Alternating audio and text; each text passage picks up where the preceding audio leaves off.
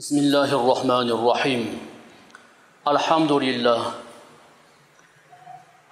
لله الذي فرض علينا صيام شهر رمضان والصلاة والسلام على خير خلقه محمد الذي سن لنا قيام شهر رمضان Ramazon oyining ro'zasini tutmoqlikni farz qilgan Alloh taologa beadad hamd va sanolarimiz bo'lsin. Ramazon oyining kechalarini bedor o'tkazmoqlikni sunnat qilgan payg'ambarimiz Muhammad Mustafa sallallohu alayhi va sallamga esa behisob salovat va durudlarimiz bo'lsin. Assalomu alaykum va rahmatullohi taala va barakatuh. Alloh taologa beadad hamd va sanolar aytamiz. Sababi Allohning o'zi oyati karimasida A'udhu billahi minash shaytonir rojim va amma bi ni'mati robbika fahaddis va ammo Robbingni senga bergan ne'matlari to'g'risida gapirgin. Odamlarga oshkora qilgin, yetkazdirgin degan. Alloh bizlarga shunchalik cheksiz ne'matlar berdiki, bu ne'matlar to'g'risida gapirmasak, buni shukronasini til bilan bo'lsa ham ado etmasak, biz o'ta noshukr, noyatda nonkor bo'lib qolamiz. Shuning uchun Alloh bergan ne'matlarning ba'zi birlarini sanab o'tamiz. Ana shulardan biri mana hozir biz shu joyda jamlanib turganligimiz. Eng ulug' ne'mat shu. Chunki bizning jamlanishimiz oddiy emas. Bu ibodat ustida jamlanish bu. Bu Alloh rozi bo'ladigan amalni ado etish asnosida jamlanish bu. Hozirgi vaqt yil 12 oyning ichidagi eng afzal vaqt. Chunki oylarning gultojisi Ramazon sharifda turibmiz. Oylarning sultoni, ularning afzali, ularning eng ulug'i Ramazon sharif boshimizda sayabon bo'lib turibdi. Ramazon sharifning eng afzal 10 kunligida turibmiz. Ya'ni bu jahannamdan ozod bo'lishlik dahasi mavsumida turibmiz. Bu 10 kunlik nafaqat Ramazonning eng afzal 10 kunligi, yilni hammasini olib kelganimizda shu 10 kunda fazliga yetmaydi. Shuning uchun hadisi sharifda payg'ambarimiz sallallohu alayhi vasallam aynan Ramazonning oxirgi 10 kunliklarida bellarini mustahkam bog'lab masjidlarda e'tikof o'tirganlar. Ahli ayollari bilan umuman birga bo'lmaganlar. Oysha onamiz roziyallohu anhoning o'zlari rivoyat qiladilarki, Ramazonning oxirgi 10 kunligida Rasululloh bellarini mahkam bog'lab masjidda e'tikof o'tirar edilar. E'tikof degani tamom, ahli ayolni ham, dunyoni ham, hamma dunyoviy g'am tashvishlarni unutib, o'zining butun vujudini borlig'ini Allohga bag'ishlash, Allohning baytida iltijo qilib, duo qilib, ibodat bilan mashg'ul bo'lib o'tirish. Bellarini mustahkam bog'lardilar degani esa birinchi o'rinda inson bir narsaga qattiq kirishsa, belini bog'lab kirishdi deyiladi. O'sha narsadan hech qachon yuz o'girmaydigan darajada qat'iyat bilan, sobitlik bilan bo'lsa, belini bog'labdi deydi. Ikkinchi bir ma'nosi u belini bog'ladi deganlari payg'ambarimiz sollallohu alayhi vasallam endi kechasi ham, ruxsat bo'lgan paytda ham ahli ayollari bilan birga bo'lmaslikka qasd qilganliklarining alomati bu. Belni mustahkam bog'ladimi, endi u yechilmaydi, tamom. Ahli ayol ham 10 kun endi damini oladi. Ular ham ibodatini qiladi.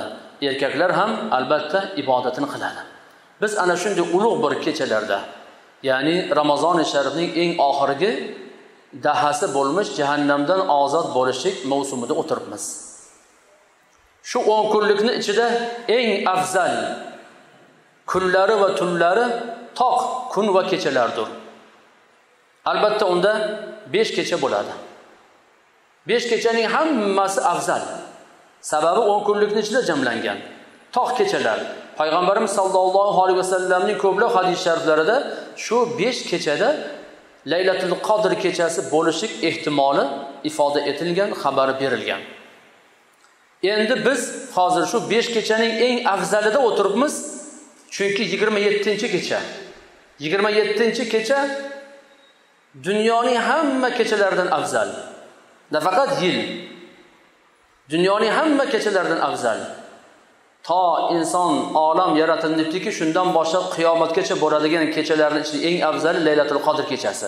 Bunga yetadigani yo'q. Endi shuni 27-kechada bo'lishligi 90% ga ehtimoli bor. Qolgan kechalar 50, 40, 60 desa, aytaylik bu kecha 90% Laylatul Qadr kechasi bo'lishiga ehtimoli bor. Shuning uchun islom olamida ommatan shu kechani rasman Laylatul Qadr kechasi deb e'lon qilib, bayramona kayfiyat bilan kutib oladi va ibodatlar bilan o'tkazdiradi. Endi azizlar, shu kechada ehtimoli borligiga qancha shar'iy naqliy dalillar bor. U hadis shariflarni eshitgansizlar. Men bir aqliy dalilni, ya'ni arab tilining o'ta katta mutaxassislari aqliy dalil keltirganlar Laylatul Qadr kechasini 27-kechada bo'lishligiga o'shani misol keltirmoqchiman. Albatta buni eshitgansizlar, takror bo'ladi. Qadr surasida Laylatul Qadr degan so'z 3 marotaba takrorlangan. Laylatul Qadr degan so'z arab tilida 9 ta harfdan iborat. 3 marotaba takrorlangan. 9 kira 3 27 bo'ladi. Ulamolar hisob-kitob qilib aytadilarki, Alloh taolo Laylatul Qadr degan so'zni nima uchun 9 ta harf bilan ifoda etdi? Shuni. Nimaga? Demak, bu yerda bir hikmat bor. Yaxshilab o'rganib chiqsa 9 ta harf 3 ta joyda takrorlanyapti. Ko'paytirsa 27 ga to'g'ri kelyapti. Demak, Allohning o'zi bizlarga ishora qilib qo'ygan. Laylatul Qadr kechasini 27-kechada bo'lmoqligiga deb taxmin qiladilar, bashorat beradilar.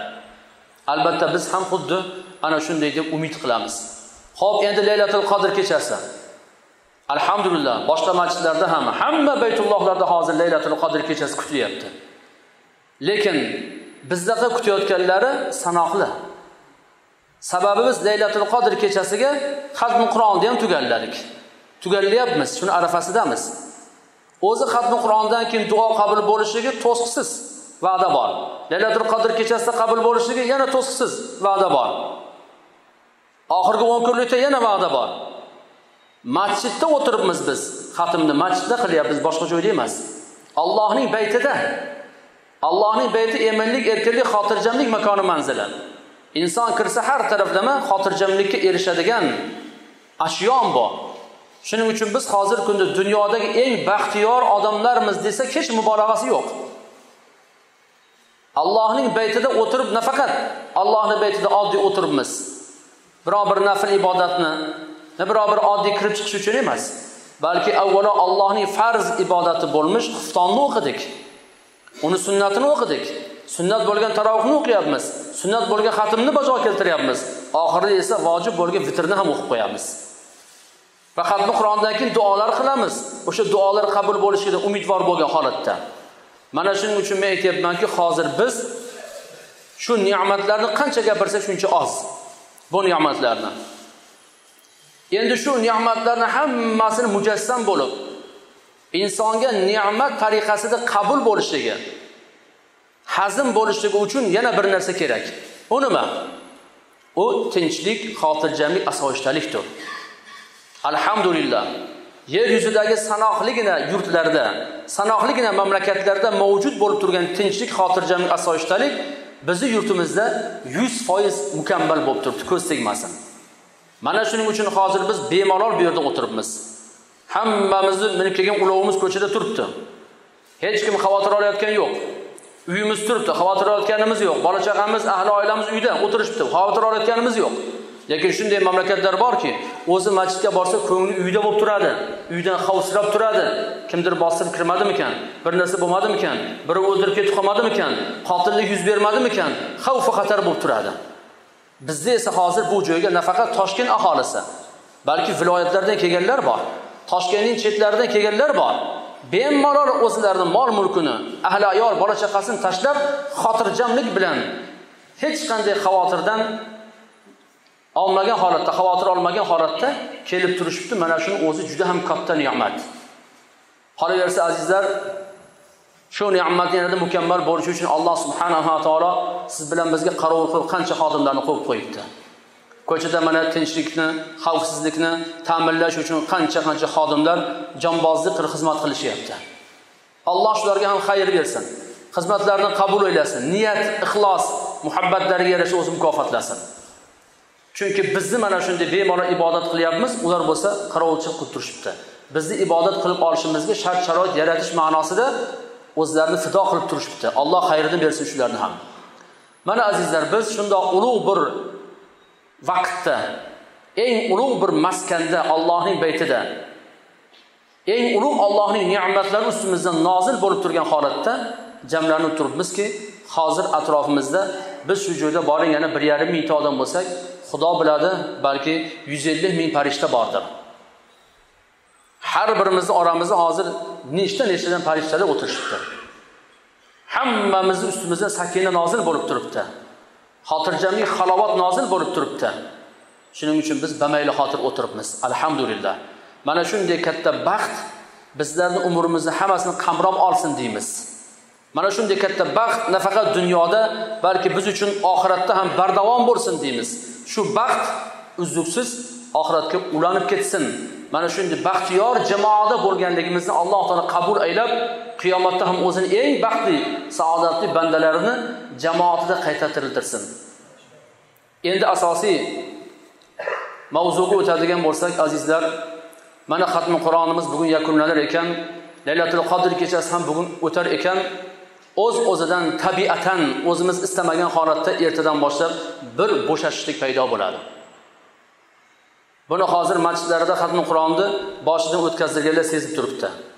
O'sha masjidlarda xatmi Qur'onga qatnashib 15 kun, 16 kun, 20 kun hokazida xatmi Qur'on tugadi. O'sha masjidning qavmlari bir bo'shashib qolgan. Endi qayerga boramiz ekan degan tashvish ularning bir marta bo'lsa ham xayoliga kelgan. Endi bizning qavmimizda ham boshiga xuddi shu tashvish tushadi. Har kuni reja bo'lib qolgan. Iftorlik hammasi reja ostida ketyapti. Kundalik kun tartibi muayyan kelib xatmi Qur'onda ishtirok etib maza qilib ketar edi. Endi ertadan boshlab xuddi qimmatbaho bir katta ne'mat yo'qotib qo'ygan insondek gangirab qoladi. Iftorlikda bemalol o'tirishni boshlaydi. Endi xatm tugadi. Endi tarovihga borsak boramiz, bo'lmasa bu yoni qoyillatib qo'ydik. 2 rakat o'qib qo'ysak ham bo'laveradi deydigan beparvolik boshlanadi. Inson tabiati shuda. Kelib bu yerda 20 rakat tarovihni o'qishlik hammaga endi sekin-sekin malol kelishni boshlab qoladi. Xatmi Qur'on 2 soat tik turish malol kelayotgan yo'q edi. Endi 1 soat 45 daqiqani ichida tarovih namozi o'qiladi, shu sekin malol kelishni boshlaydi. Chunki mas'uliyat insonni butun vujudini qaynab berilib turmoqligi bugundan boshlab sekin so'nishni boshlaydi. Laylatul Qadr kechasi o'tar ekan, ming afsuslar bo'lsinki, bitta baraka ko'tariladi. Hayit namozi o'qilgandan keyin esa baraka yana bir bora ko'tariladi, yana bir bora yo'qolib qoladi. Topganlar topib ushlab qoladi, ushlamaganlar esa yana avvalgi kuyiga tushadi. Shuning uchun nima qilishimiz kerak biz? Mana shu holatni biz hozir yuqori saviyaga ko'tarilib oldik. Go'yoki ko'cha tili bilan aytganda mashinadan 5-skorsga chiqarib oldik. Kamida 120-150 ta ketyapmiz. Laylatul Qadr kechasiga shu tezlikda keldik, alhamdulillah. Zavq shavq bilan keldik, g'ayrat bilan keldik, shijoat bilan keldik. Endi Laylatul Qadr kechasi o'tsa, xatm tugasa, sekin 4, 3, 2, 1 qilib oxiri qo'l to'rmizga tushib qolmasa bo'ldi. Allohning o'zi asrasin, shunaqaga tushib qoladiganlar ham bor. Shuning uchun xalqimizda nafsi yomon hayitda o'ladi deb qo'yganlar. Nafsi yomon hayit kuni bo'ldi, tamom hamma yo'q deb shartda bo'shashadi. Bir danaga 5-skorsdan qo'l to'rmizga tushib qoladi, taqataq to'xtaydi. Shu bilan yana yil Ramazongacha balonlar ham chirib ketadi. Yana yil Ramazonda yana boshqatdan hammasini 4 ta balonni yangilatib, Ramazonga kirib, yana boshqatdan ibodatni boshlab, yana hamma yo'g'i moylarni yangilab boshqatdan boshlash kerakda, butun vujudi shunaqa bo'lib qoladi. Vujud xuddi haydalmay turgan mashinani dvigateli, motori kabi zanglaydi. Ishdan chiqishni boshlaydi. Qalblar gunoh ma'siyatlar bilan qorayadi. Mashinaning moyi qorayib, yaroqsiz bo'lib qolganda insonning qalbi ham qorayib ketadi. Qonlari shunda qo'yiqlashib, qorayib, ibodat qilsa dangasalik kelib, uyqusi kelib, yalqovligi kelib, hozir 20 rakat nafl namozini bardam o'qiyotgan inson ertaga 2 rakat tahajjud namozini o'qigin desa, sekin yalqovlikni boshlab oladi. 2 rakatdan malol kelishni boshlaydi. Ana endi uni nima bo'ladi?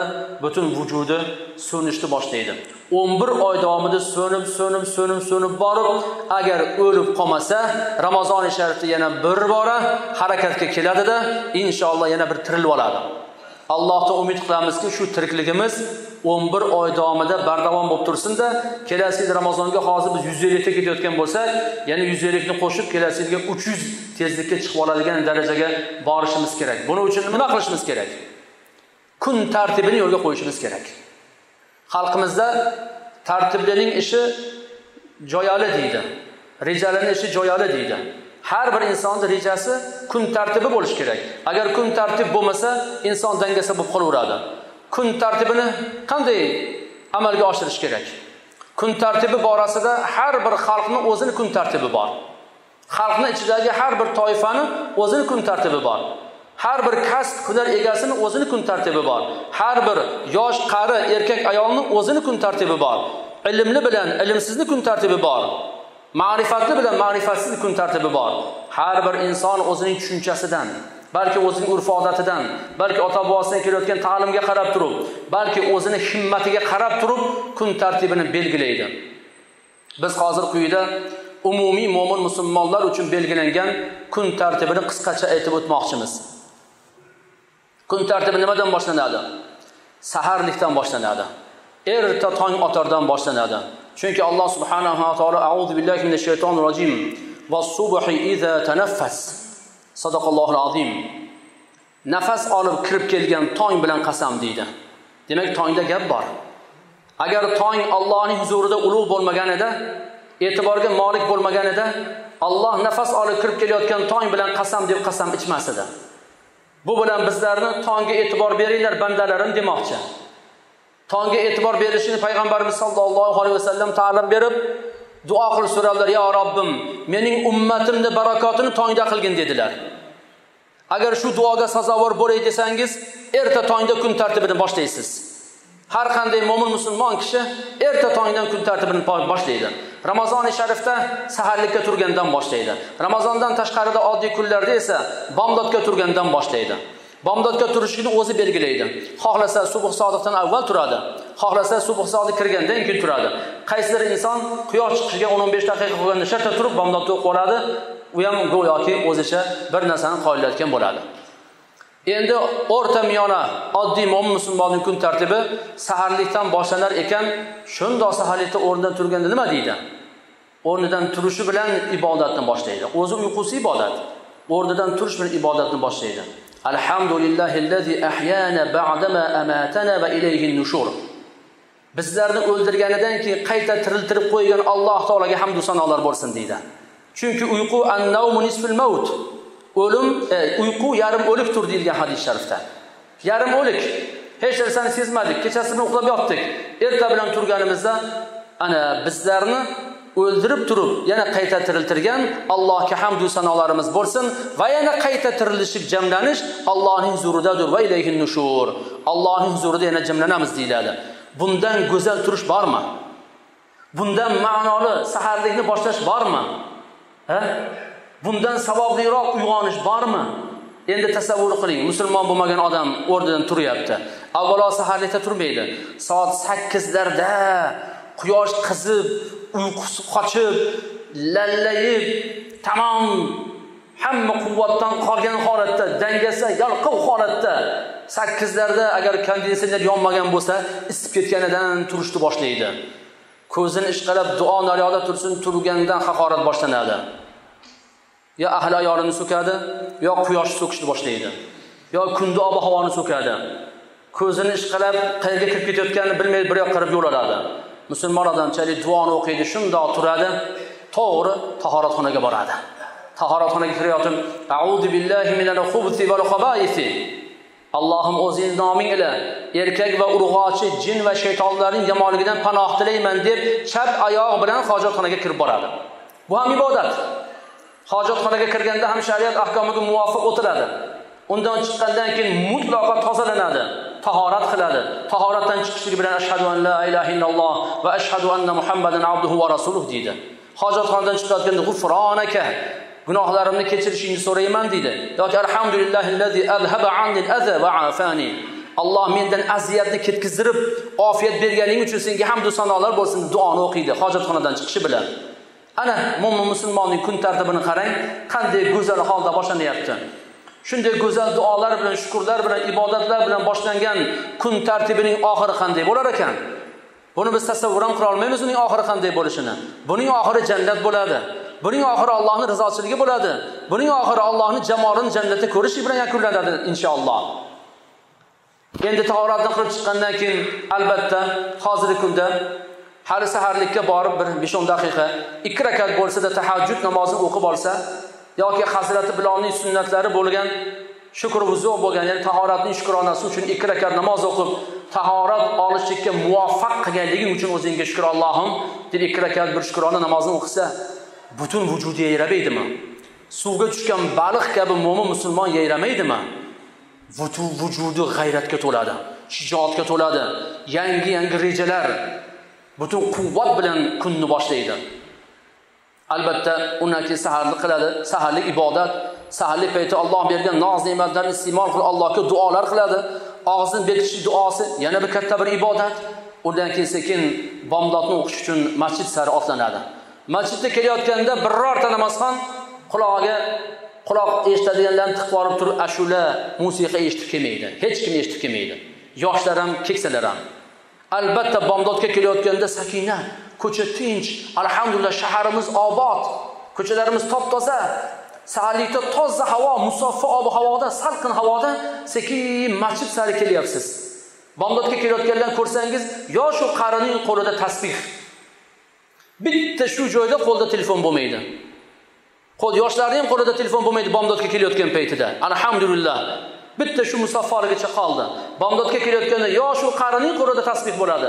Tasbihini o'girib, tom masjidga kelgunigacha zikr aytib keladi. Ketgunigacha yana zikr aytib ketadi.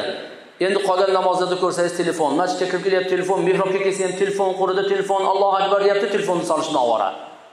Alhamdulillah bomdod namozida saharlikda baraka borda. Shuning uchun saharlikda bu narsa yo'q. Allohga hamd va sanolar bo'lsin. Ana endi bomdod namozini o'qigandan keyin unga jannat vojib bo'ladi endi. Shundoq qilib qisqasi mo'min musulmonning kun tartibi boshlandi. Endi bundan buyog'ini bilasizlar nima bo'lishligini. Bomdoddan keyin quyosh chiqquncha zikr, quyosh chiqqandan keyin ishroq namozi, undan keyin nonushta yana ibodat, chunki ibodatga quvvat bo'lishi uchun taomlanadi mo'min musulmon kishi. Taomlanish arafasi bismillah bilan boshlaydi, oxirida alhamdulillah bilan tugatadi. O'g'il qizlariga, navara chavaralariga duolarni o'rgatib, taomlarning atrofida o'tirib, uning axloqi, odobi, uning madaniyatini ta'lim beradi. Undan hosil bo'lgan quvvatni ibodatga sarf qilishlik to'g'risidagi ta'limotlarni farzandlarning qalbiga singdiradi. Endi ishga borar ekan, ishga chiqib ketyapti. Bismillah, tavakkaltu alalloh, la havla va la quvvata illa billah. Ana Alloh subhanahu va taolo shu kalimani barakotidan kechgacha shu bandasini o'zi hifzi himoyasi asrar ekan. Hech qanday falokat bo'lmaydi, fojia bo'lmaydi, kulfat bo'lmaydi, musibat bo'lmaydi. Endi kimdir kulfatga uchrab qolsa, demak shu duoni qilmagan u. Yoki hozirgi kun tartibiga amal qilmagan u.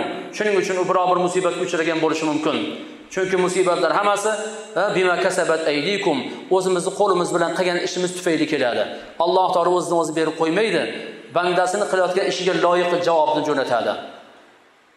Shundoq qilib kun tartib boshlanar ekan, u yog'i peshin, undan keyin asr, shom, xufton, alhamdulillah.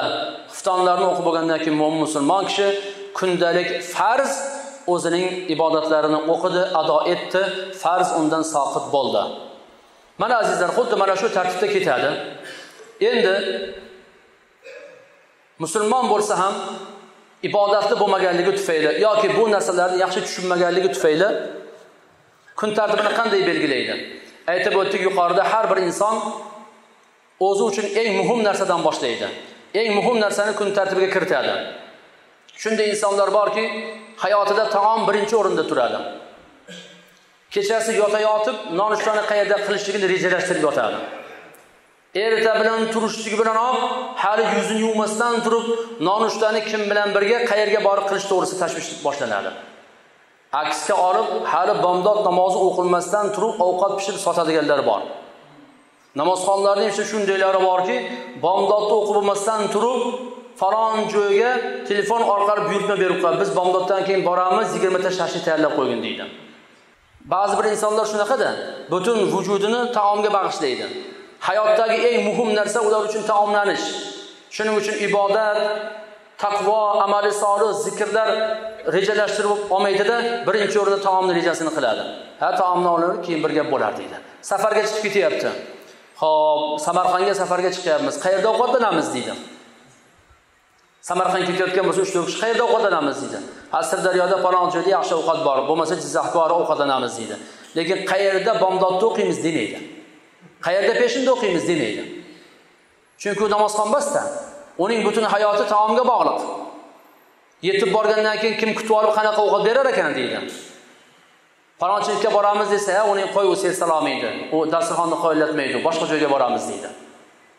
Namozxon insonchi, safarga chiqyapti. Albatta birinchi o'rinda namozini ehtiyotini qiladi. Joy namozini oladi. Kerak bo'lsa mustahab qiladigan narsasigacha oladi.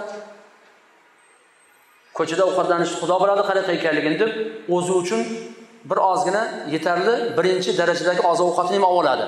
Ko'chada bilib bo'ladimi? Oshxonalarda hozir har xil narsa bo'layapti. Ko'chada ovqatlanib bo'lmaydi deb o'zining taqvosini o'ylab, oziq-ovqatini ham o'zi bilan birga oladi. Va albatta ketayotib ham namozni tashvishida bo'ladi. Ko'zi kunga olazarak, quyosh chiqib qolmayaptimi? Bomdod qayerda o'qiymiz? Nima qilamiz? Tahorat qayerda olamiz? Shuni tashvishi bilan ketadi. Uni yurgan yo'li ibodat. Aytgan gapi ibodat uni. Endi yana kimlardir bor, kun rejasini umuman boshqacha tuzadi. Uning uchun dunyoning eng lazzati uyqu. Avval uyquni tuzib oladi-da, uyqudan oldin, uyqudan keyin boshqa narsani rejalashtiradi. Yana kimdir bor, sport jinnisi. Sportga shug'ullanadigan vaqtini belgilaydi, uning oldidan, uning ketidan boshqa narsalarni qo'yishni boshlaydi. Demak, har kim o'zining himmatiga qarab turib kun tartibini tuzadi. Lekin biz umumiy mo'min musulmonlarning kun tartibini aytib qo'ydik. Endi tasavvur qiling, kun tartibini quyidagi misol bilan tushuntirishimiz mumkin. Eng muhim narsani kun tartibini birinchi o'ringa qo'yish kerak. Biz mo'min musulmonlar 5 mahal namozni kun tartibiga birinchi o'rinda qo'yamiz. 24 soatning ichiga 5 mahal namozni vaqtini belgilab turib joylashtiramiz. Namozdan keyin zikrlar joylashtiriladi. Namozdan keyin nargi namozgacha o'zimizni halol pokiza kasb hunarimiz, kim bilandir uchrashuv, ish to'g'risida maslahatlar, rejalar tuzish yoki bemorlarni ziyorat qilish yoki qabristonga borib o'tganlarni xotiralash yoki bo'lmasa bitta hamtasi bir mehmon kelib qolsa uni kutib olish yoki bo'lmasa mehmondorchilikka borishlik yoki bo'lmasa kashfiyotlar, ixtirolar bilan shug'ullanish, talab ilmlar bo'lsa-chi, to peshungacha tinmasdan kitob o'qishlik, dars tayyorlash, olimlar bo'lsa peshingacha dars berish, kasb hunarmandlar bo'lsa halol pokiza kasb hunari bilan shug'ullanishni qo'yadi. Ramazon kunida esa albatta 5 mahal namozdan ham avval ro'zani tuzadi. Ro'zani kun belgilaydi, undan keyin namozni belgilab chiqadi. Mana shundoq qilib eng muhim narsani boshlash kerak. Buni yana qanday tushuntirsak bo'ladi? Hayotiy bir misol bilan tushuntiramiz. Tasavvur qiling, qo'lingizga bir idish berildi. Idishga siz ko'p narsani joylashtirish uchun nimadan boshlashingiz kerak? O'sha idishni to'ldirishni. Albatta katta narsani solishdan boshlash kerak. Aytaylik, qo'lingizga 10 litrda hozirgi suv idish baklashkan berildi. 10 litrli baklashka turibdi qo'lingizda. Shu oldingizda hamma narsa turibdi, shu bilan to'ldir deyapti. To'ldir desa, siz o'sha baklashkani qum bilan to'ldirib qo'ysangiz, kim baklashkanning ichiga hech narsa sig'maydi. Baklashka to'liq idish qum bilan to'lib bo'ladi. Qumni ichiga bir narsani majburlab ham tiqa olmaysiz. Qum to'lgandan keyin. Qum nima o'zi aslida? Qum degani umuman bekorchi narsalar degani. Keraksiz narsalar degani. Demak, siz hayotingizni keraksiz narsalar bilan hayot degan idishni to'ldirib qo'ysangiz, endi kerakli narsa unga sig'may qoladi. Shuning uchun qo'lingizga berilgan idish, Alloh taolo sizga 70 yillik idishni bergandir, 80 yillik idishni bergandir. Kimgadir 20, kimgadir 30, kimgadir 40 yillik idishni beradi. Mana shu idishni birinchi bo'lib farz ibodat bilan to'ldirish kerak. U go'yoki yong'oq. Aytaylik, o'sha katta idishni yong'oq bilan to'ldirdingiz. Endi yong'oq bilan to'lgan idishga bodomni solsangiz bir qancha bodam ham siqadi. Bodam bilan ham to'ldi. Endi bodam sig'gan joyga pistani savorsangiz, pista ham kirib ketadi ichiga. Uni ichiga mosh savorsangiz, mosh ham kirib ketadi. Moshdan keyin undan maydaroq narsani savorasiz, u ham kirib ketadi. Oxirida qumni solaman desangiz, qumga joy qolmagan bo'ladi. Idish to'ldi. Qumga joy yo'q. Ana sizning idishingiz nima bilan to'ldi? Farz bo'lgan Namoz bilan birinchi o'rinda yong'oq bilan to'ldi. Yong'oqning o'rtasiga bodam kirib ketdi. Vojib amallar kirib ketdi. Vojib amallarning ichiga sunnat amal bo'lgan pistalar kirib ketdi. Pistaning ichiga mustahab bo'lgan mosh kirib ketdi. Moshning ichiga undan maydaroq narsa, kashamada nimadir kirib ketdi. U nafl ibodatlar. Nafl ibodatlar bilan, mubohlar bilan to'ldi. Endi qum bo'lgan bekorchi narsaga joy yo'q idishingizda. Ana qarangki, sizning hayotingiz hammasi xayriyat bilan to'lib bo'ldi. Endi idishingiz hammasi qimmatbaho narsa bilan to'ldi.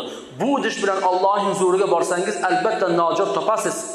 Ammo birinchi o'rinda qumni to'ldirib qo'ysangiz yoki bo'lmasa muboh bo'lgan aytaylik boshqa bir kasha bilanmi nima bilandir to'ldirib qo'ysangiz yoki mosh bilan to'ldirib qo'ydingiz, mustahab bo'lgan ish bilan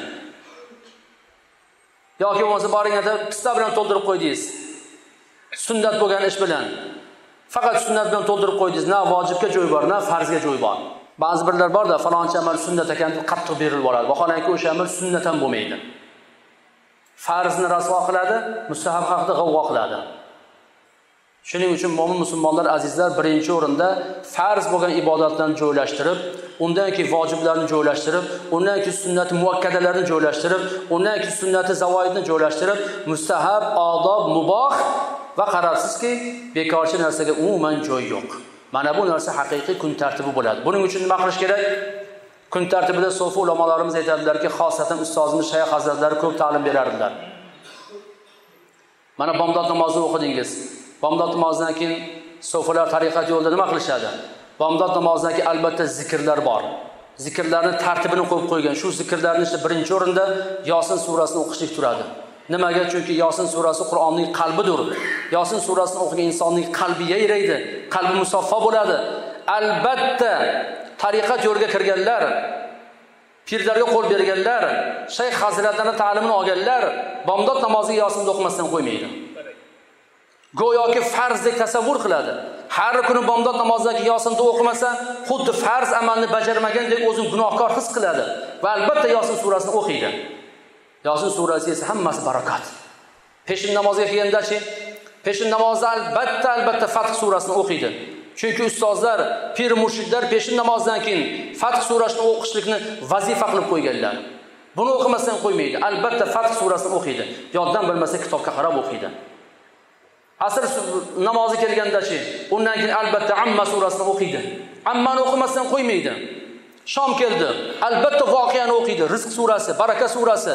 Hech qachon shuning uchun Voqea surasini o'qigan, vazifa qilib olib har kuni shomdan keyin Voqea surasini o'qigan, kun tartibiga kiritib, o'ziga go'yoki farz qilib qo'ygan inson hech qachon kambag'allik ko'rmaydi, hech qachon muhtojlik ko'rmaydi, hech qachon birovdan qarzdor bo'lib qolmaydi. Faqat Allohdan qarzdor xolos. Xuftondan keyin esa albatta Mulk surasini o'qiydi.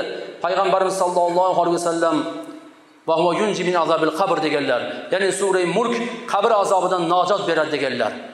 Ha bizga kerak emasmi shu? Qabr azobidan najot topmoqligimiz. Mulk surasini yodlagan insonlar nari borsa 4 daqiqada o'qiydi. 4 daqiqa. Uni qarang, 4 daqiqada jahannam azobidan o'zingizga qo'rg'on yasab olyapsiz. Qabr azobidan o'zingizga qal'a yasab olyapsiz. 4 daqiqaning evaziga Alloh beryapti shuni. Mana kun tartibini qanday rejalashtirish kerak. Endi bundan tashqari ulug'larimizni avvallari ham aytib o'tdi tarovih namozlarida kun tartibiga nimani kiritadi yana? Kun tartibiga kiritadiki, har kuni bir pora Qur'on o'qiydi. Yosin, Fath, Amma, Voqea, Taborak surasidan tashqari bir pora Qur'on o'qiydi. Bir pora Qur'on o'qimagunigacha yotmaydi, dam olmaydi, ovqatlanmaydi. Farz bo'lib qoladi ular uchun. Ana shunda har oyda bir marta xatm bo'lib turadi. 12 oyda 12 marta xatm qilgan bo'ladi. Bizga o'xshab bir marta xatm qilmaydi-da, 12 marta xatm qiladi eng kamida. Bu oddiy musulmonlarning rejasi. Ulug'lar darajasi yuqoriroqlarga o'tadigan bo'lsak, har 20 kunda xatm qiladi.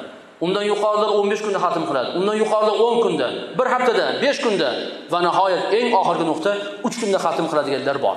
Har 3 kunning rejasiga bitta xatmni qo'yib qo'yadi. Mana kun tartibi qanday ketadi? Endi Ramazondan chiqqanimizdan keyin kun tartibi bu kunlik, haftalik tartib bor. Haftalik tartibga dushanba, payshanbaning ro'zasini qo'shasiz. Haftalik tartibingizga. Juma namoziga chiqishda albatta qo'shasiz. Buni qo'shasiz endi. Endi oylik tartib bor. Oylik tartibga albatta oyning boshida, o'rtasida, oxirida ro'za tutishni qo'shish kerak. Uning ichiga yana o'zingizni boshqa muhim rejalaringizni qo'shasiz. Yil tartibi bor. Yil tartibiga albatta Ramazon sharifni tutishlik, qurbonlik qilishlik va boshqa ibodatlarni amalga oshirishlik, janozalarda ishtirok etishlik va hokazo hamma amallarni kun tartibiga kiritib borasiz. Shunda hech qachon yutqizmaysiz. Agar tartib bo'lmasa, shayton vasvasa qiladi. Rejangiz yo'q ekan, shayton vasvasa qiladi. Bugun bomdodda Yosin surasini o'qimadingizmi? Ertaga ham o'qiy olmaysiz. Ertaga o'qimadingizmi? Indinga ham o'qimaysiz. Endi umrbod o'qimaysiz, endi tamom. Shayton 3 marotaba yo'ldan urdimi, bo'ldi, qolganiga qalbingiz qorayib bo'ladi. 3 martani o'zida qalb qorayadi. Undan keyin o'sha ibodatni bajara olmaydigan bo'lib qolasiz. Shuning uchun musulmon kishi rejani qattiq ushlaydi. Nafl ibodatni farzdek ko'radi. Farzni bajargandek bajaradi. Bir tasavvur qiling, mana bizning xalqimizda peshin namozini o'qigandan hech kim tasbih sanamasdan chiqib ketmaydi. Bomdodda ham, asrda ham, shomda ham, xuftonda ham hamma birday o'tirib, birday tasbih sanab, birday duo qilib, tilovatlarni qilib keyin turib chiqib ketadi. Nimaga? Chunki bizning xalqimizda pirlarimiz, ulug'larimiz, mashoyixlarimiz shuni qattiq odatga kiritgan. Namozni o'rgatganda hech qachon farzni o'zini o'rgatib qo'ymaydi. Farzdan keyin vojibi, sunnati, mustahabi, odobiga o'rgatadi. Peshin namozi desa, albatta tasbih, oyatul kursini o'qish oxiridagi qiroatgacha tushunadi bizning xalqimiz. Lekin arab mamlakatlariga borsangiz-chi, farzni o'qiydi, hammasi tumtaraqay bo'lib ketadi. Farzni o'qigandan keyin birrov qolmaydi. Hamma u yoqdan bu yoqqa o'tgan, ketgan, yurgan, o'tirgan nima maqsad qiladi? Ka'batullohga borsangiz, farzni o'qigandan keyin ba'zi birlar yurib ketib borsa, ba'zi birlari shartta cho'zib yotib boradi o'sha joyning o'zida. Ka'batullohda Masjid Nabaviyda ham xuddi shu ahvol bor. Nimaga? Chunki ularning mashoyixlari yo'q. Chunki ular katta-katta ustozlarning qo'lini tutmagan, hammasi o'zicha olim bo'lib olgan, hammasi o'zicha yo'l tutib olgan, kundalik tartibi yo'q. Farzni o'qisam bo'ldi deydi. Vojibni ham o'qimaydi, sunnatni ham o'qimaydi, mushafni ham o'qimaydi, nafllarga umuman qaramay ham qo'yadi. Farzni o'qiydi, shartta chiqib ketaveradi. Mana tartib bo'lmasa, shayton qanday vasvasa qiladi? Alhamdulillah bizning yurtimizda tartib bor. O'shaning uchun hozir jim o'tiribsizlar. Agar shu suhbat hozir arab mamlakatlarida bo'lsa, Xudo bilan 10 ta odam qolgan hamma chiqib ketib borgan bo'lardi. O'zimiz guvoh bo'lganmiz-da, bilamiz. Shuning uchun azizlar, bunga qattiq amal qilish kerak. Ustoz Shayx hazratlari bu borada hammaga namuna edilar. Barchaga namuna edilar. Haqiqiy tirik namuna bo'lganlar. Qolgan barcha ustozlarni biz tarixdan o'qib o'rganganmiz. Lekin hazratni tirik ko'rib, guvohi bo'lib, yonlarida yurib, ishtirokchilari bo'lib, ta'limini olganmiz. Hazrat shunday tartibga qattiq qarardilarki, masalan, har kuni 12 varaq kitob yozish ularning farz burchlari bo'lgan. Xonadon egalari, hoji onani o'zlari ham aytadilar. Hazratning o'g'illari Ismoiljondan ham so'radim shu narsani. Haqiqatda shunaqami edimi? Shunaqa degan rivoyat bor desam, haqiqatda shunday domla bor dedilar. Hazrat shunday odatlari bor edi. Safardan kelsalar ham o'sha kuni 12 varaq narsa yozmasdan turib yotmasdilar. Safardan borib kelsalar ham 4-5 kun safarda bo'lib keldilar. Samolyotda charchab kelganlar. Uylariga kelib 12 varaq narsa yozmasalar, yotmas ekanlar. Shuning uchun yurtimizni kitobga to'ldirib yordilar. Kitob javonlarimizga sig'may qolyapti kitoblari. Uni qarang, mana tartibni. Har kuni 12 varaq narsa yozish Shayx hazratlari uchun farz bo'lib qolgan. Shunga qattiq rioya qilganlar. Shuning uchun 63 yillik umrlarida biz 1000 yil yashasak qila olmaydigan ishlarni qilib ketdilar. Nafaqat 1000 yil, 1000 tamiz yashasak ham qila olmaymiz ularning ishlarini. Mana kun tartibining barakasi, mana fayzi, mana futuhi, mana xayriyat. Mana buni hayot desa bo'ladi. Nima biz endi shularning shogirdlari bo'lib turib, shularning muxlislari bo'lib turib, shularning kitoblarini o'qib turib, biz ham kun tartibi qilmasak bo'lmaydi. Har bir ishning rejasi bo'lish kerak. Bugun shuni bajarmadingizmi? Yotmang. Yotmang umuman. Albatta bajaring. 1, 2, 3 marta nafsni sindirib shu amalni bajaring edi, 4-kuni shaytonning o'zi aytib o'tiradi. "Hoy, ana o'shingni bajarib qo'y. Bo'lmasa sen uxlamaysan" deydi. Shaytonning o'zi aytadi. "Bajar" dedi, "Qo'y. Hozir uxlab qolsang ham turasanda, afsus nadomat tavbalar qilib bajarasan, savobi yana ko'payib ketib qoladi. Undan ko'ra hozir bir bajarib yotgin" deydi. Shunaqa bo'ladi. Mana shuning uchun Shayx hazratlari doimiy holda 12 varaq narsani yozganlar. Shuning uchun bir hafta, 10 kun, 15 kunda bitta kitob chiqavergan. Mujallad kitoblari 1 oy 2 oyda chiqqan. Hayron qolasiz, qanday ulgurgan ekanlar. Chunki Alloh Hazratga vaqtning ichida vaqt bergan. Shunday baraka bergan, ilm laduni bergan, ilm robboniy bergan edi. Haqiqiy tirik namuna inson edilar. Payg'ambarimiz sollallohu alayhi vasallamning tom ma'nodagi merosxo'rlari biz bilan hamzamon bo'lib yashadilar. Hozir meni o'rnimda ana shu zot gapirib turgan bo'lardilar agar hayot bo'lganlarida. Yillar davomida xuddi shunday bo'ldi. Endi suv yo'qligida tayammum deb Hazratning o'rinlariga o'zimiz majbur bo'lyapmiz gapirishlikka. Aslida biz bunga loyiq bo'lmasak ham. Lekin Hazrat haqiqiy merosxo'rlik vazifasini bajarib ketdilar. Bizlar hech bo'lmasa Hazratga merosxo'rlik vazifasini bajaraylik. Hazratga muxlisman deb dod faryod qilar ekanmiz. Shunga yarasha amal qilaylik. Shunga yarasha hayot kechiraylik toki ertaga qiyomat kunida Hazrat bilan birga bo'lib, u zot bilan birga payg'ambarimiz sollallohu alayhi vasallamning shundoq davralariga qo'shilib qolsak ajab emas. Ana shu narsani umid qilamiz. Azizlar, hozir bir duo qilib, undan keyin xatmi Qur'ondan keyin bir duolar qilamizda, Hazratimizning nomlariga atalib, hozir 4 ta xatm bu yerda kelgan ekan. Alhamdulillah bizning masjidimizda har juma oqshomida Hazratning nomlariga xatm ataladi. Alhamdulillah biz umid qilamizki, Hazratning oldilaridagi bir shogirdlik burchimizni bir burchagini shu bajarish ma'nosida shu xatmlarni bag'ishlab turamiz. Kelganlar bizga aytishadi, iltimos Hazrat nomlariga bag'ishlang deydi. Keksa hoji onalar xatm qilib kelib topshirishyapti. Yosh bolalar xatm qilib kelib topshirishyapti.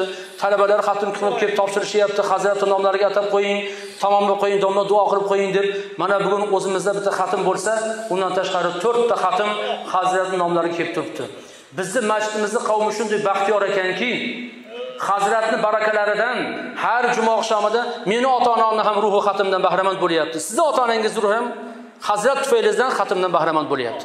Shu joyga kelayotganlarning hammasini biz juma oqshomida duo qilamiz. Shu xatmdan bahramand bo'lsa shularning ruhlari deb. Mana Hazratning barakalari o'tib ketganlarga 2 yil bo'ldi.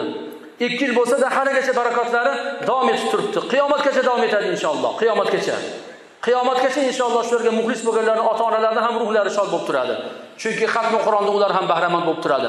Endi Hazratning nomlariga xatmi Qur'on desa, biz bitta Hazratning nomlariga atab qo'ymaymiz-da. Hazratning nomlarini zikr qilgandan keyin boshqa barcha mo'min musulmonlarni, mana shu jamoatimizni, bularga o'tganlarni, masjidlarimizni qurib o'tib ketganlarni hammasini ruhiga bag'ishlaymiz. Natijada xuddi ko'kcha qabristoni yayrab jannatga aylanib turgandek Hazrat tufayli bizning masjidimizning qavmi ham inshaalloh Hazratning barakotlari tufaylisidan yayrab turamiz. Qalbimiz to'lib turadi. Alhamdulillah. Bugun ana shunday ulug' bir kecha Hazratimiz kelib shu joyda masjidimizga, qavmimizga baraka bir baxsh etib ketadigan bir kecha edi. Ana shuni xotiralayapmiz. Shuni esga olyapmiz. Umid qilamizki, Hazratimizning ruhi poklari hozir xabardor. Bundan albatta bahramand bo'lib turibdilar. O'zlarimizdan yaqinlarimiz o'tganlar, masjidlarimizda namoz o'qib, shu joyda xizmatlar qilib, hayotini masjidning ishiga bag'ishlab o'tib ketganlar bor. Shularning ham ruhlari inshaalloh bahramand. Sizlar ham mana shu masjidning qavmlarisizlar. Uzoq yaqindan keldinglar, ixlos bilan, muhabbat bilan keldinglar. Hammalaringdan o'tganlaring ruhlari inshaalloh oxirida o'qilinajak 4 ta xatmi Qur'onni savoblardan bahramand bo'ladi. Albatta undan keyin umumiy duo qilamiz. Amin. Allah subhanahu wa ta'ala barchalarimizni qat'iy kun tartibiga amal qiladigan rejalik, farishtalik mo'min musulmon bandasiga aylantirsin. Bu boradagi mashaqqatlarni oson qilsin, qiyinchiliklarni o'zi yengil elasin, to'siqlarni o'zi daf qilsin. Parvardigor hammalarimizni o'zining roziligining yo'lida hayot kechirmoqlik baxtiga muvaffaq aylagin. Bugun muborak oqshom Alloh duolari qabul bo'ladigan kecha. Hammalarimizni so'raganlarimizdan afzali bilan o'zing siylagin, o'zing taqdirlagin. Va sallallohu ta'ala ala khayri xalqihi Muhammad va ala alihi va ashabihi ajma'in bi rahmatika ya rahman. Ghayril maghdubi alayhim waladdallin.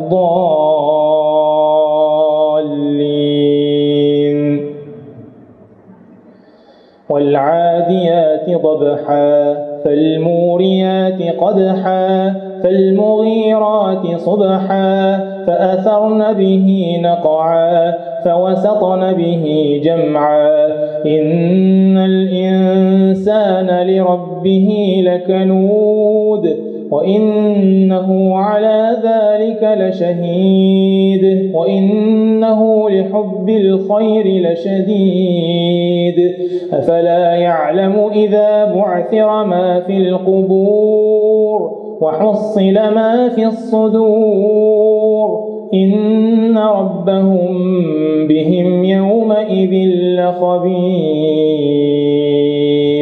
الله أكبر.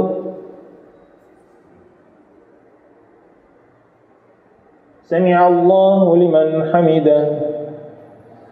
الله أكبر.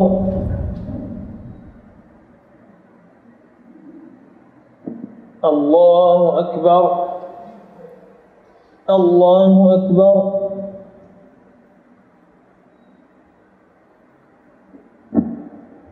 الله أكبر. الحمد لله رب العالمين الرحمن الرحيم مالك يوم الدين إياك نعبد وإياك نستعين اهدنا الصراط المستقيم صراط الذين أنعمت عليهم غير المغضوب عليهم ولا الضالين.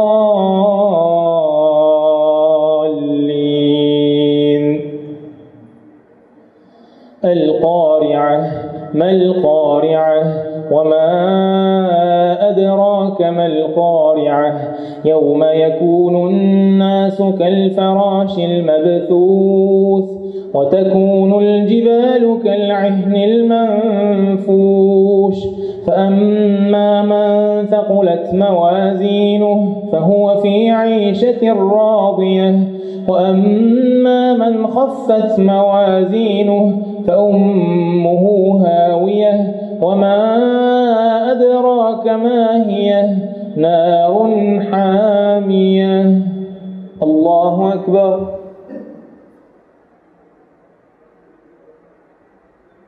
سمع الله لمن حمده. الله أكبر. الله أكبر. الله أكبر.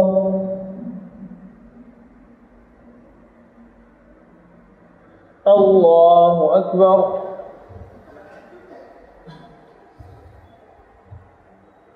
بسم الله الرحمن الرحيم. الحمد لله والصلاة والسلام على رسول الله. إلهي Parvardigara, o'zing amr etganingdek duo qilyapmiz. O'zing va'da berganingdek qabul eylagin. Xatmi Qur'ondan keyingi duolar qabul bo'lishiga umidvor bo'lgan holatimizda, Laylatul Qadr kechalaridagi duolar qabul bo'lishiga umidvor bo'lgan holatimizda, o'zingni baytingda qilingan duolar qabul bo'lishiga umidvor bo'lgan holatimizda, katta jamoat yig'ilib farz, vojib, sunnat va ibodatlardan keyingi duolar qabul bo'lishiga umidvor bo'lgan holatimizda o'zingni iltijolar qilamiz. Ojizlik bilan qilayotgan duolarimizni qabul aylagin. Xatmi Qur'ondan hosil bo'lgan savoblardan valo payg'ambarimiz Muhammad Mustafa sallallohu alayhi vasallamning ruhi poklari, o zoti va barakotning ahli baytlari, ashab-i ikromlar, o'tgan ulug'larimiz, azizlarimiz, mashoyixlarimiz, allomalarimiz va xosatan marhum ustozimiz Shayx hazratlari, mana shu masjidlarda bir necha yillar davomida xatmi Qur'on qilgan marhum ustozimiz Abdulaziz qori dodamiz ushbu masjidga asos solib, bu yerga mablag' sarflab, bu yerni qurgan, barpo qilgan marhum To'xtaboy otani, mana shu masjidning obodonchiligi yo'lida xizmat qilgan barcha ahli iymon, ahli islomlarni, marhum ustozimiz Zokirjon qori domlalarimizni, Salohiddin qori domlalarimizni va Isroilxon domlalarimizni va boshqa barcha ahli iymon, ahli islomlarni va umid ila duoga qo'l ochib turganlarimizdan o'tgan ahli iymon, ahli islom, mo'min musulmonlarni, mahalla atroflarimizdan o'tgan ahli iymon, ahli islomlarni ham Alloh ruhoniyatlarini bahramand aylagaysan. Muborak oqshomlarda barchalarning ruhlarini shod aylagin. Oxiratlarini obod, qabrlarining keng va munavvar aylagin. Bu xatmi Qur'onda ularni qiyomat kunida boshlariga sayabon qilgin. Bu xatmi Qur'onda Allohim ularni qabrlarida hamrohlari qilgin. Bu xatmi Qur'onda Allohim ularning amali solihlari tarafida bo'lib, amallari tarozining pallasiga qo'yilganda tosh bosadigan, taroz bosadigan xatmi Qur'on bo'lmoqligini muvaffaq aylagin. Bu xatmi Qur'onda Alloh ularning jannatdagi maqom martabalari yuqori hamda oliy bo'lmoqligiga sababchi qilgin. Bu xatmi Qur'onda ularning namoy a'mollari o'ng qo'l taraflaridan berilmoqligiga sababchi aylagin. Bu xatmi Qur'onda jannatda o'zining jamolini ko'rmoqlik baxtiga sababchi qilgin. Allohim bu kalomi sharifingni boshidan oxirigacha namozda qoim bo'lib, bizlarga imomgarchilikka o'tib, tek turib o'qib bergan Alisher ukamizni ham tanijonlarini sihat salomat qilib, iymonlarini baquvvat aylagin. Oxirgi nafaslargacha kalomi sharifingga xodim bo'lib, uni el va yurt ichida tarqatib, buyuk ustozga aylanib bormoqlarni o'zing muvaffaq aylagin. Bularni boqib katta qilgan ota-onalarini tanijonlarini sihat salomat, umrlarini uzun qilgin. Mana shu farzand, davra, chavara, avaralarning huzur, halovat, rohatlarini ko'rib, saodatli hayot kechirib bormoqlarni muvaffaq aylagin. Bularni tarbiyalab, qori, qurro qilgan, hofizini Qur'onga aylantirgan ustozlarni esa Alloh o'zing iymonda, islomda sobit qadam qilib, mana shularga o'xshagan yana minglab shogirdlarga ustozlar bo'lib, mo'tabar, aziz, mukarram bo'lib yurmoqlarni o'zing muvaffaq aylagin. Allohim barchalarimizni qalbi va aqllarimizni Qur'on nurlari ila o'zing munavvar aylagin. Qur'oni Karimning sharofatlari bilan sharofatlantirgin, uning barokatlari bilan barakatlantirgin, uning karomatlari bilan karomatlantirgin, uning shafaatlaridan qiyomat kunida barchalarimizni bahramand aylagin. Allohim bu xatmi Qur'onni o'zlarimizga ham, qabrlarimizda hamrohimiz qilgin.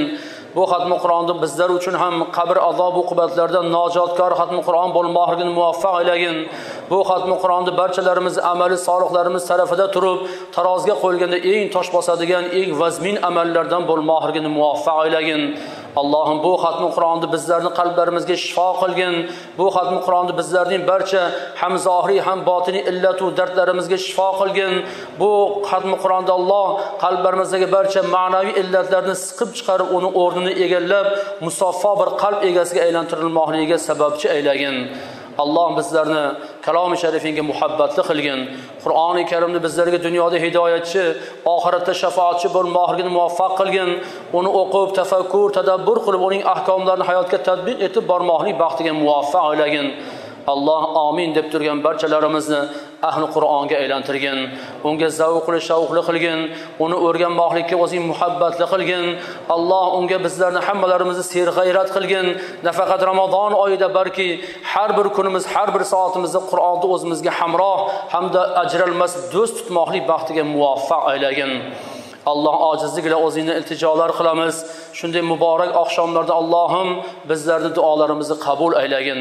Muborak oy, muborak daha, muborak kun, muborak soat va lahza va daqiqalarning barakotidan, xayriyatidan, mag'firatidan, rahmatidan, barcha fayz va futuhdan bizlarni oila a'zolarimiz bilan birgalikda o'zing bahramand aylagin. Allohim shunday xatmi Qur'onga ishtirok etaman deb, lekin bemorliklari tufayli xatmi Qur'onga ishtirok eta olmaganlar bor, qalblari ezilib, orzu havas qilib turganlar bor, uzoq yurtlarda bo'lib yetib kela olmaganlar bor. Ularda ham ixlos, e'tiqodlariga, muhabbatlariga muvofiq Allohim o'zing mukofotlagin. Ajr savoblarini ko'paytirib bergin, dardlariga shifoyi komil bergin, shifoyi ojil bergin, shifoyi g'oybiy bergin. Musofirlarni esa o'z yurtlariga sihat salomat hozir qilgin.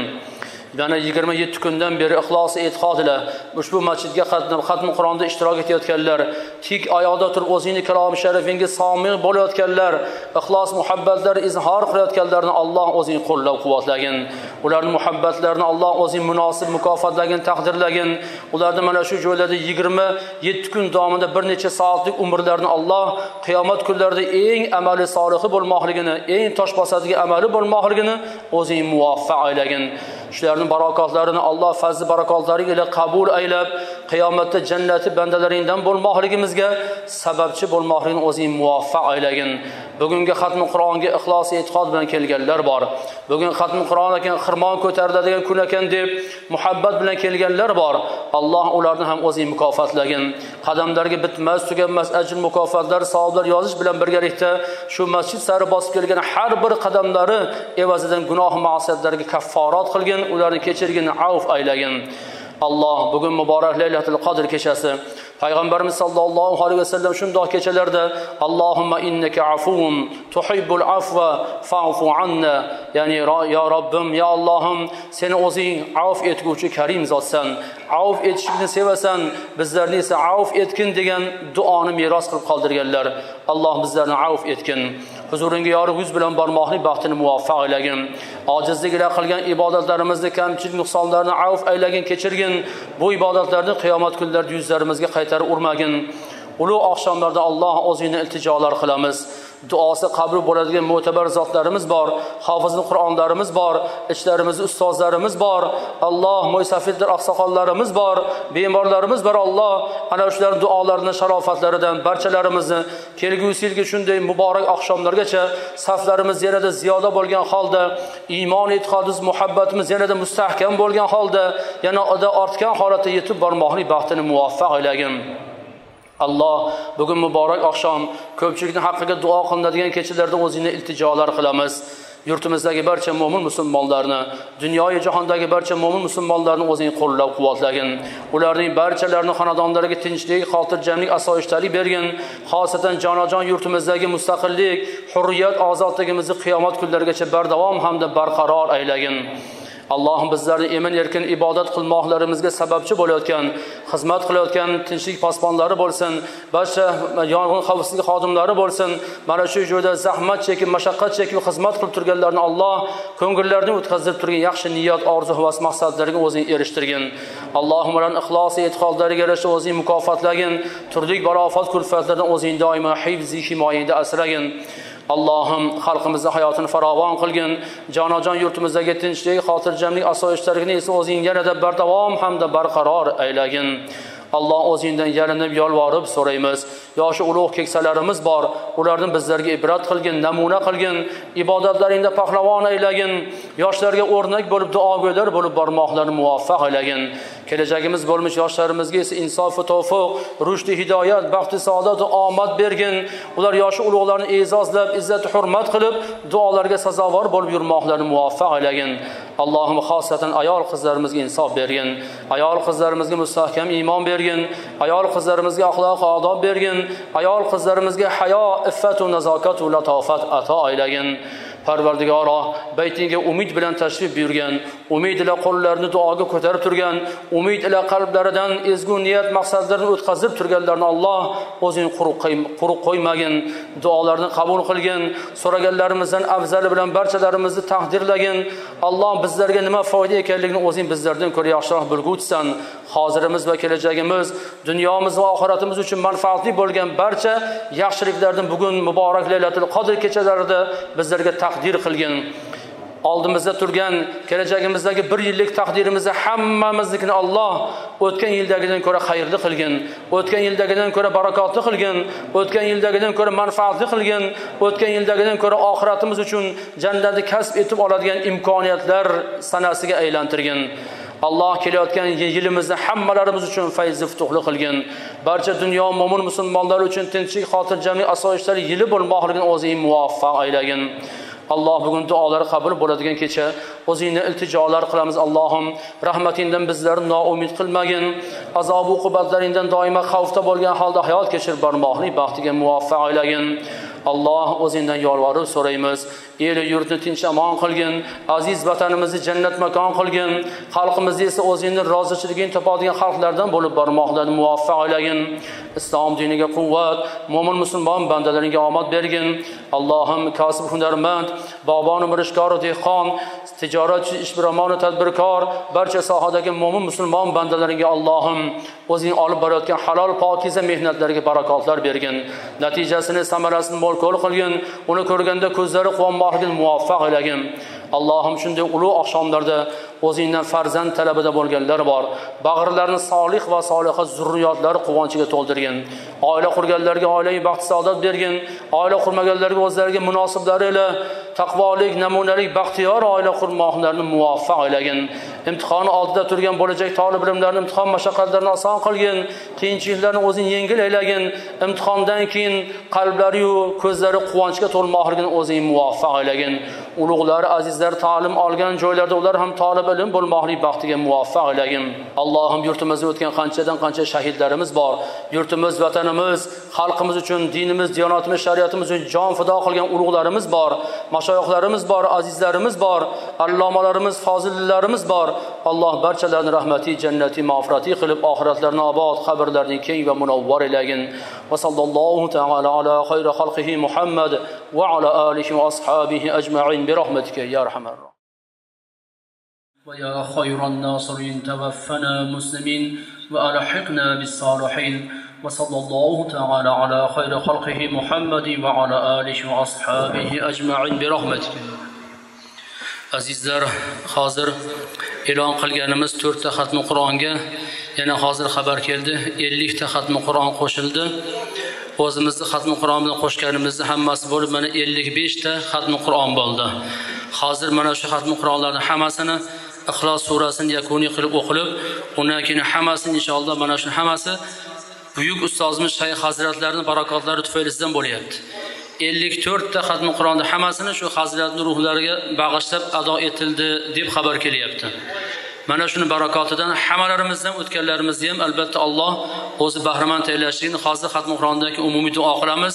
Banda hozir ushbu masjidimizda shuncha kundan beri tarovih namozlarini uyushtirish, bugungi xatmi Qur'ondagi bu tadbirlarni uyushtirishda yaqindan yordam berganlar, ko'mak berganlar, qo'llab-quvvatlaganlar, bu yerda xolis xizmat qilganlarning hammalariga o'zimizni tashakkurimizni izhor qilamiz. Alloh ularga ko'mak bersin. Alloh ularni ko'zlaganidan yaxshi natijalar bilan o'zi mukofotlasin. Hozir esa xatmi Qur'onning yakuni bo'ladi. Bismillahirrahmanirrahim. Qul huvallohu ahad, lillahus samad, lam yalid va lam yulad va lam yakul lahu kufuwan ahad. Subhana rabbika rabbil izzati amma yasifun. وسلام على المرسلين والحمد لله رب العالمين. بسم الله الرحمن الرحيم. الحمد لله والصلاة والسلام على رسول الله. İlahi Parvardigara ado etilingan 55 ta xatmi Qur'onni o'zing dargohida husn maqbul eylagaysan. Shuncha xatmi Qur'ondan hosil bo'lgan savoblardan valo Qur'oni Karimni Jabroil alayhissalatu vassalam orqali qabul qilib olgan payg'ambarimiz sallallohu alayhi vasallamning ruhi poklari, u zoti va barakotdan birinchi bo'lib oyati karimalarni tinglagan u zotning ahli ayollari, u zotdan Qur'oni Karimni yod olib keyingi avlodga yetkazilgan sahoba ikromlar, ulardan keyingilarga yetkazilgan tobiinlar, taba tobiinlar, Qur'oni Karimga umrini, butun vujudini baxsh etib, uning xodimi, uning hofizi, uning homili bo'lib o'tgan barcha ulug'larimiz, azizlarimiz, allomalarimiz, hofizin Qur'onlarimiz va hozirda ham Qur'oni Karimga xizmat qilishiga sababchi bo'lib turgan qorilarimizni yetishtirib, bu dunyodan rihlat qilgan, yurtimizdan o'tgan mashhur qorilar, Allohim xosatan barchalarimizning ustozimiz fazilatli Shayx Muhammad Sodiq Muhammad Yusuf hazratlari hamda Qur'oni Karimga umrlarining oxirlarigacha xodim va hofiz bo'lgan Abdulaziz qori dodalarimiz, Salohiddin qori domla ustozlarimiz, Zokirjon qori domla ustozlarimiz, marhum muftimiz Abdurashid qori aka ustozlarimiz, bu yerda Karimulloh qori domlalarimiz o'tganlar, Fozilxon qori domlalarimiz o'tganlar. Alloh hamda ushbu masjidlarni qurib o'tgan To'xtaboy otalarni va duoga qo'l ochib turganlarimizni umidvor bo'lib turgan barcha ahli iymon, ahli islomlarni Alloh barchalarini rahmat qilgin, barchalarini joylarini jannatdan qilgin, barchalarini qabrlarini jannatning bog'iga aylantirgin. Xatmi Qur'onda Allohim ularni boshlariga sayabon qilgin. Xatmi Qur'onda ularning namoy amollari o'ng qo'l taraflaridan berilmoqligiga sababchi Xatmi Qur'onda ularni qabrlarda hamrohlari qilib, qabr azob uqubatlaridan nojotkor bo'lmoqligini o'zing muvaffaq aylagin. Xatmi Qur'onda ularni amali solih taraflariga qo'shilib, tosh bosadigan, taroz bosadigan amallardan biri bo'lmoqligini muvaffaq aylagin. Xatmi Qur'onda tufaylidan Alloh ularni jannatdagi maqom martabalarini yuqori hamda oliy bo'lmoqligini muvaffaq qilgin.